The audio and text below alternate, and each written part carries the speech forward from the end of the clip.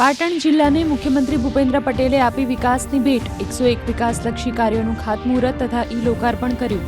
આરોગ્ય, શિક્ષણ સહિત માર્ગ તથા મકાન વિભાગના કુલ રૂપિયા 110.28 કરોડના વિવિધ જનલક્ષી પ્રકલ્પો નાગરિકોને કર્યા સમર્પણ।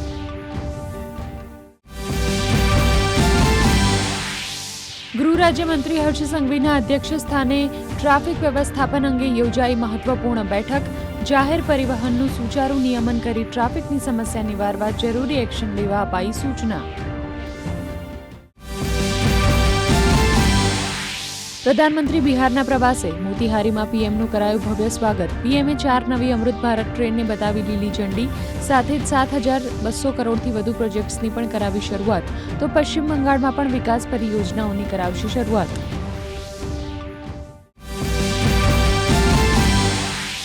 ભારતના સંરક્ષણ ઉત્પાદનમાં આત્મનિર્ભરતાની શોધમાં એક મોટું પગલું।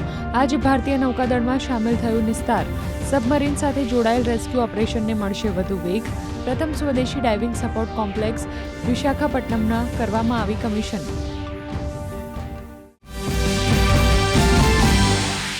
પહેલગામમાં નિર્દોષ લોકોનો જીવ લેનાર ટીઆરએફને અમેરિકાએ ઘોષિત કર્યું આતંકી સંગઠન। ટીઆરએફ લશ્કરે તૈયબાનું સહયોગી। વિદેશ મંત્રી ડોક્ટર એસ જયશંકરે અમેરિકાના નિર્ણયને વધાવ્યો। કહ્યું, ભારત અને અમેરિકા આતંકવાદ વિરોધી સહયોગની કરે છે પુષ્ટિ।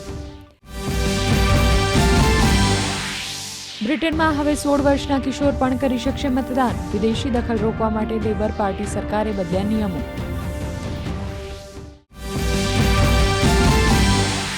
ખરાબ હવામાનને કારણે એક દિવસ માટે સ્થગિત કરવામાં આવેલ અમરનાથ યાત્રા આજે ફરી શરૂ થઈ। વહેલી સવારે બાલતાલ અને પહેલગામ બંને માર્ગોથી રવાના થયા તીર્થયાત્રીઓ।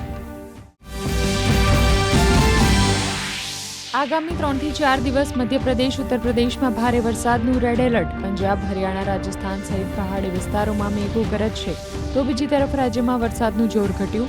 રાજ્યમાં ગત રોજ માત્ર 11 તાલુકામાં નોંધાયો છૂટો છવાયો વરસાદ।